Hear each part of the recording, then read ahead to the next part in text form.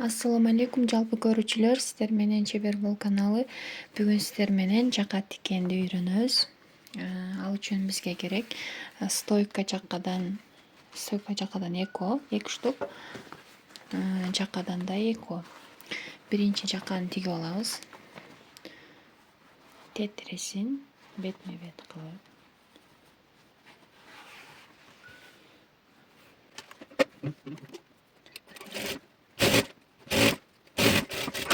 Мынакей тигип алдым. Эми муну ачып туруп, муну мындай жаткызабыз дагы. Бул жагынан 0,1 строчка жүрөбүз.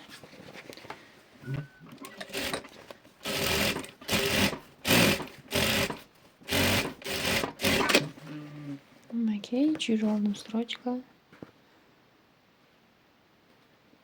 Эми муну жабабыз. 0,7-0,5 строчка алып жүрүп алабыз.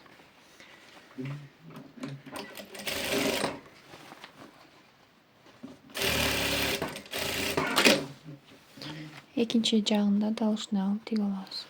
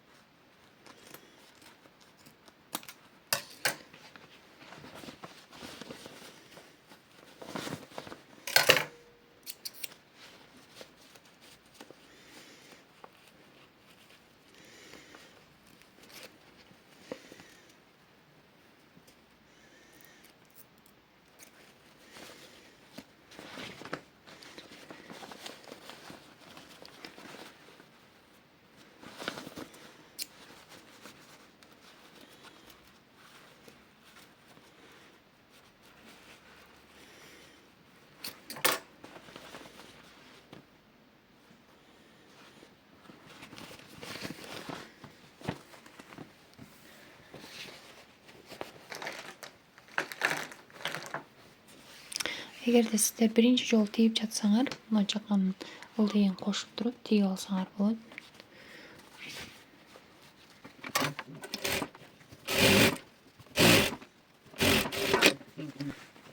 Мынакей тигип алдык.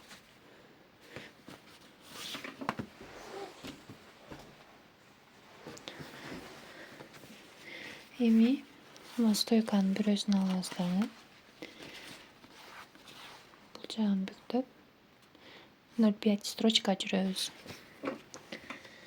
Кааласаңыздар лапка коюп алсаңыздар болот. Кааласаңар магнит коюп 0,5 строчка жүргүзүп чыгабыз.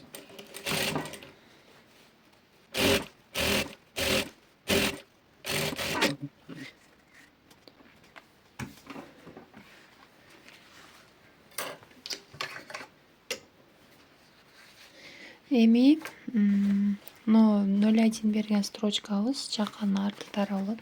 Биринчи пол коебуз. Андан кийин мынакей строчка жок жагы, строчка бар жагын бул жака коесуздар. Ал эми строчка жок тарабын мындай кылып коебуз. Анын үстүнө строчка жүргөн 5 строчкабызды коебуз.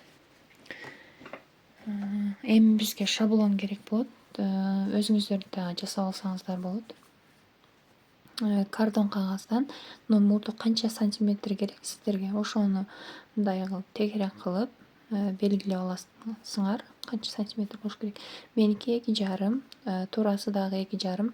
А бул жагын өзүңөр каалагандай, өзүңөргө ыңгайлуу кылып кыркып аласыздар.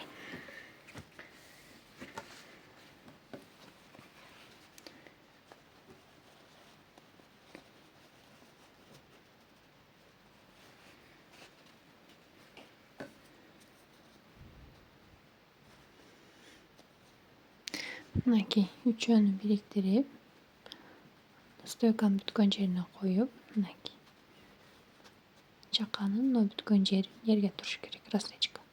И муну мындай кылып айландырып тигип чыгабыз.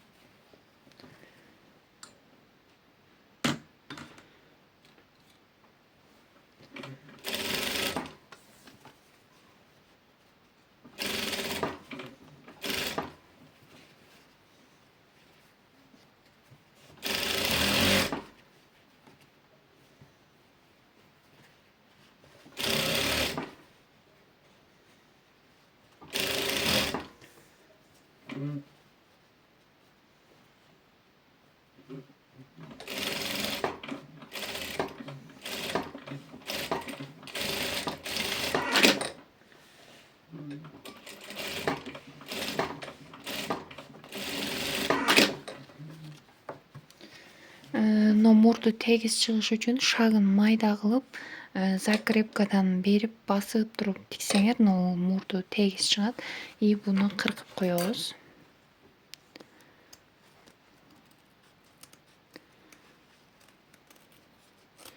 Ушундай тегиз кылып кырсаңыздар да аябай тегерек болуп мурда чыгат.